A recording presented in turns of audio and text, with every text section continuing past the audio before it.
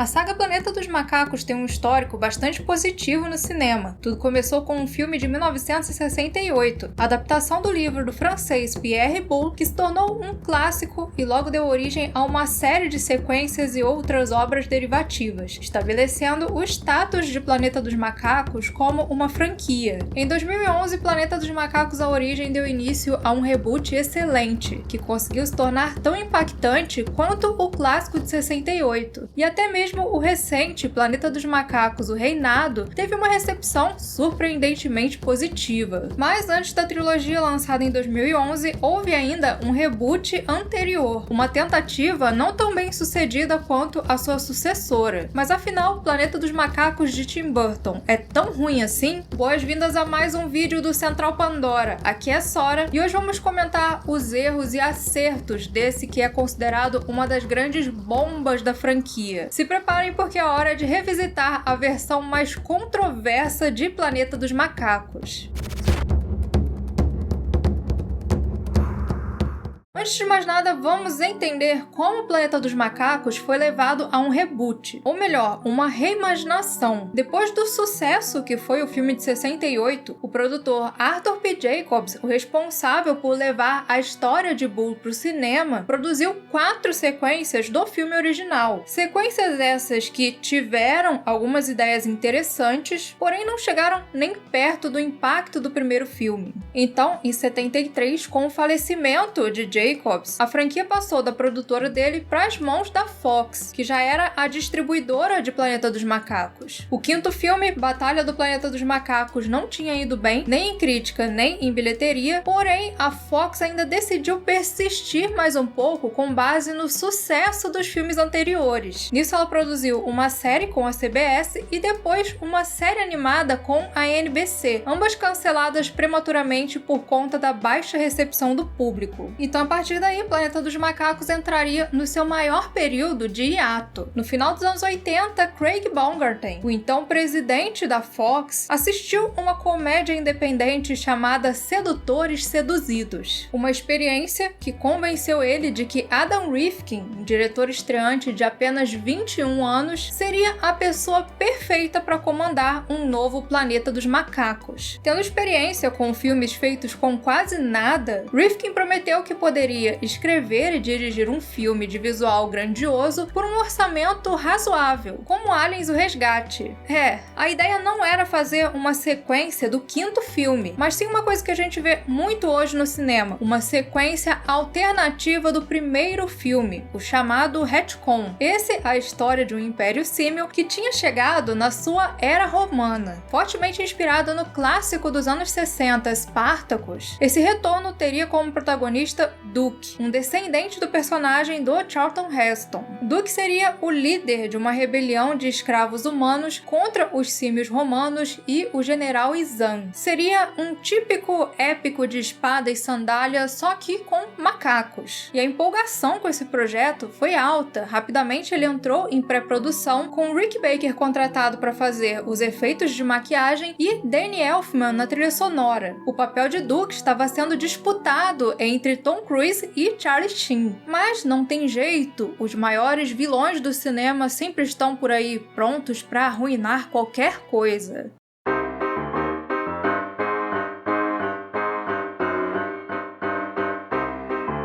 Dias depois do início da pré-produção, entrou um novo time de executivos na Fox. E esses executivos não gostaram da ideia de Rifkin. Então eles fizeram o filme voltar para o estado de desenvolvimento e ficaram pedindo revisões e mais revisões até Rifkin desistir de vez do projeto. Depois disso, os símios ficaram no limbo por um tempão. Houve várias tentativas de voltar com algum filme, mas as coisas só tornaram a caminhar mesmo em 1999, quando William Broyles Jr., de Náufrago e Apollo 13, foi contratado para escrever um novo roteiro. Só que essa contratação aí era uma faca de 2 gumes. Isso porque ele teria uma liberdade criativa considerável, mas o filme precisava ficar pronto em 2001.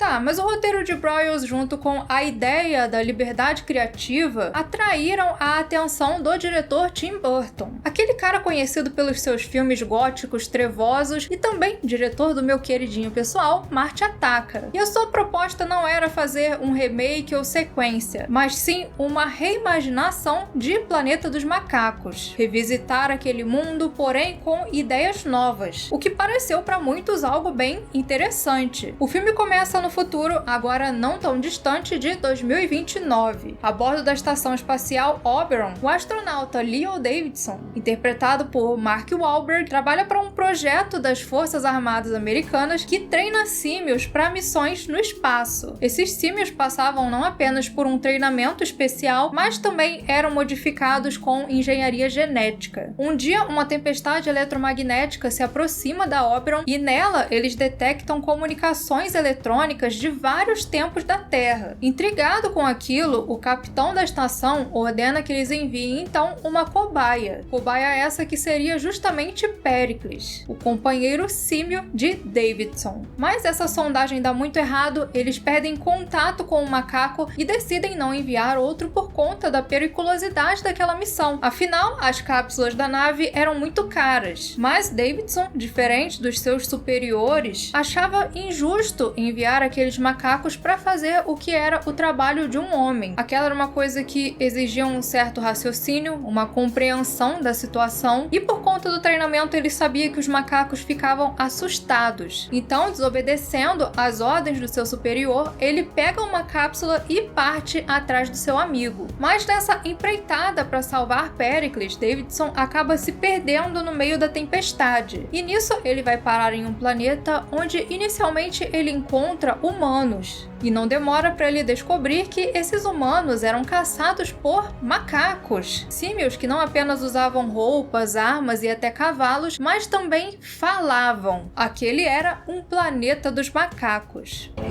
Your stinking hands off me, you damn dirty human! Convenhamos, à primeira vista, o filme de Tim Burton passa uma impressão positiva, em especial quando se fala no principal elemento desse filme, que são os símios com características virtualmente humanas. Apesar de a Fox ter sugerido fazerem macacos com computação gráfica, felizmente Burton persistiu no uso de efeitos práticos. E para isso ele chamou justamente Rick Baker, o mestre de efeitos de maquiagem, que já tinha trabalhado com ele anteriormente no premiado Ed Wood. O resultado foi um trabalho bem impressionante, que consegue passar um alto nível de expressividade, mesmo por trás de camadas de maquiagem e prótese. Um quesito onde ele consegue, de fato, se sair tão bem quanto o primeiro filme. Outra característica interessante dos macacos de Burton é que eles, ao mesmo tempo em que são humanizados, ainda mantêm parte da sua natureza símia, usando árvores e cipós para se movimentar pelos ambientes e até mesmo gritando como animais selvagens quando bravos ou assustados.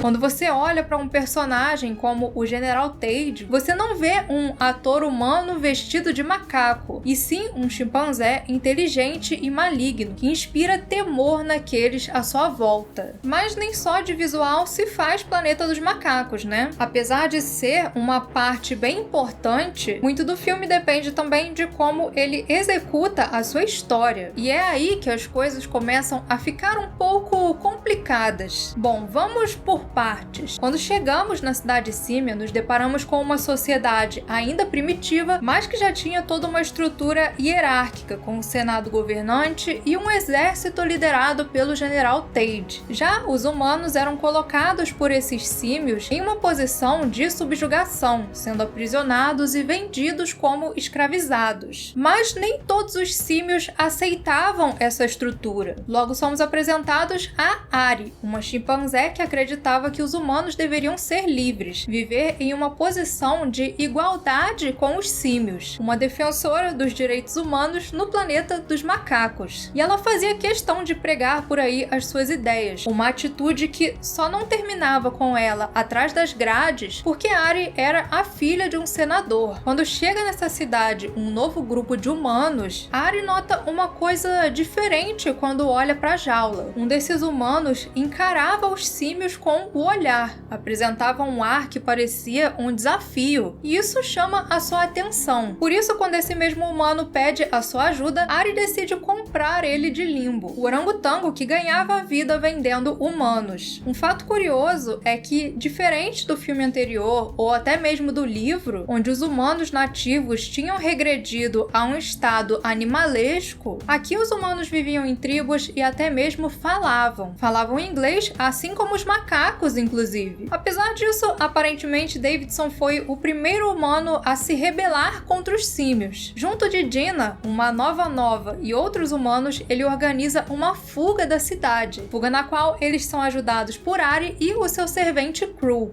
Aliás, Crew é um personagem que tem um plano de fundo interessante. Em determinado momento, nos é contado que ele era um ex-general militar, um mestre de combate que foi expulso do seu posto após se opor a Tade. Ao se tornar um pária entre os símios, Crew é acolhido pelo senador Sanda. E apesar de ser uma figura de autoridade entre os serventes do senador, ele tem uma atitude protetora em relação aos humanos, apesar de também não tolerar ofensas aos seus companheiros símios.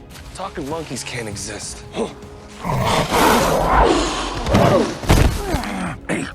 Além disso, Crew também tem uma forte aversão a armas, algo que vai contra o que é esperado da sua natureza. Porque sim, assim como nas iterações anteriores da história, no filme de Burton, os símios também têm algumas características distintas entre si. Geralmente colocados em posição militar por conta da sua força, os gorilas são figuras muito fiéis aos seus superiores e bons estrategistas, o que faz deles soldados perfeitos. Porém, eles também são extremamente religiosos, adorando fervorosamente a figura de Simos, o primeiro dos símios. Já os orangotangos, menos importantes aqui do que na história original, são retratados como figuras acomodadas e de personalidade ardilosa. I'm all for free speech as long as they keep their mouths shut. Por fim, nós temos os chimpanzés, símios de personalidade mais forte, diversificada e que protagonizam a principal dicotomia dentro dessa sociedade. Enquanto por um lado nós temos Ari, uma chimpanzé engajada na luta do reconhecimento dos humanos como seres também inteligentes e com uma cultura, por outro temos o General Tade, um chimpanzé que nega completamente qualquer tipo de compreensão em relação aos seres humanos, um símio que defendia uma atitude racista.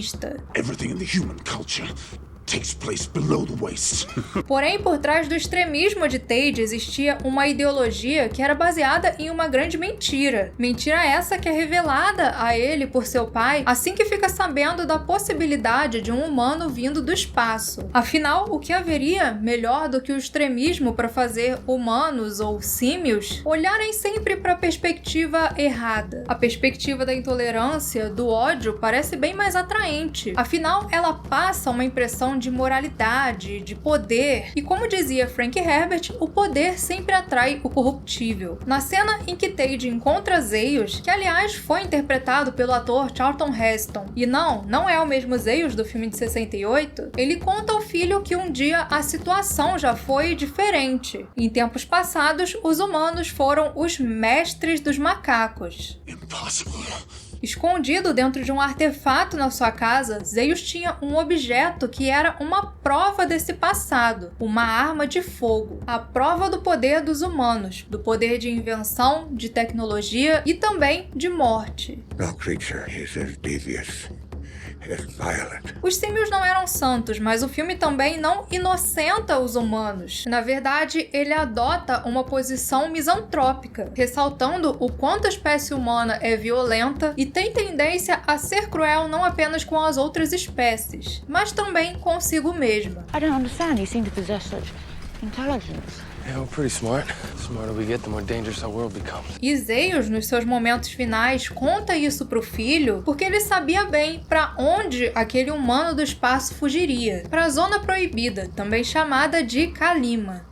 E bom, como era de se esperar, no fim do filme, os protagonistas chegam até a tal da Kalima, onde Davidson encontra os restos da Oberon. A estação espacial não estava ali há alguns dias como ele, mas sim há milhares de anos. Isso porque, ao entrar na tempestade atrás do seu amigo Periclão, o astronauta acabou viajando para o futuro, e seus companheiros, ao procurarem por ele, acabaram naufragados ali naquele mundo. E foi justamente esse o evento que deu início à civilização dos símios. Simos, um dos macacos geneticamente modificados da nave, organizou um motim na nave caída, o que acabou em um caos que obrigou os humanos a deixarem o seu refúgio. E isso explica, primeiro, como surgiu aquela civilização de símios ali, e segundo, por que todo mundo falava inglês. Mas ainda tem uma coisa que ficou sem explicação. Quando Davidson sai da nave, ele se depara com humanos, tipo, muitos humanos. Os descendentes dos seus colegas que fundaram diferentes tribos e ficaram ali vivendo naquele planeta. Eles estavam reunidos ali porque a fama do cara que tinha desafiado os símios estava se espalhando. Pela primeira vez havia a esperança da humanidade conquistar a sua liberdade. Mas pera, sério que no meio disso tudo de gente, ninguém decidiu um dia se revoltar contra esses macacos? Eles eram muitos e tinham contato entre as tribos. E bom, a explicação que o filme dá é que os símios eram superiores fisicamente. Só que logo depois, Tade chega com o seu exército para uma cena de batalha épica e nós vemos isso, e isso, e isso. Ou seja, Tim Burton conseguiu fazer uma história de Salvador branco num planeta onde quase todo mundo é branco. Tá, eu confesso que o filme mostra, assim, que a guerra não estava fácil para os seres humanos. Mesmo com toda aquela gente, eles dificilmente venceriam. Mas eis que um objeto misterioso surge nos céus. E então chega ele, o verdadeiro salvador dessa história. Assim como o primeiro filme satiriza o fanatismo religioso usado como meio de controle, o filme de Burton também coloca a crença em Simos como uma forma da família de Tade guardar o seu segredo sobre a origem daquele planeta. Porém, no fim, o feitiço acaba se voltando contra o feiticeiro. Isso porque na cápsula estava Pericles, o chimpanzé astronauta. Chimpanzé que os símios acreditaram ser Simos, que tinha retornado cumprindo a profecia. Para eles, aquele era o momento em que deveria ser estabelecida a paz entre os seus descendentes. Ou seja, ironicamente, a falsa profecia se cumpriu e deixou de servir ao seu propósito. Interessante é que Pericles, além de ser o xará de um grande cantor, também tem em seu nome uma analogia ao célebre político e general que viveu durante a chamada Era de Ouro de Atenas. Além de ter promovido muito da arte e da literatura da velha Atenas, ele também foi fundamental na instauração da democracia ateniense. E no filme, Pericles chega simbolizando uma nova fase, um período onde humanos e símios passariam a viver em igualdade, fortalecendo assim a sua sociedade e cultura. No one who comes here will be able to tell apes from human. They will be born together from now on.